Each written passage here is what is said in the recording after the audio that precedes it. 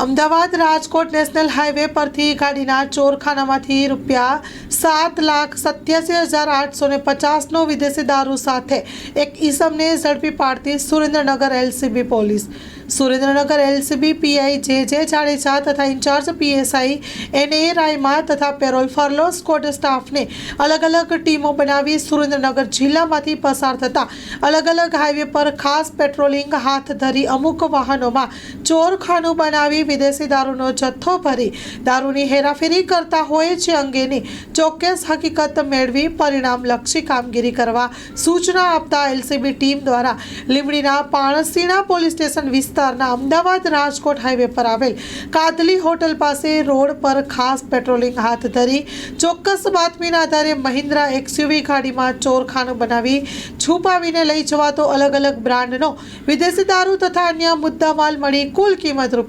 ₹7,87,850નો મુદ્દામાલ કબજે કરી ભૌતિકભાઈ ગોપાલભાઈ ગજેરા લોધિકાને ઝડપી પાડી પોલીસે ગુનો નોંધી વધુ તપાસ હાથ ધરી છે. Story report by Jayendrasinh Zala Lakhtar.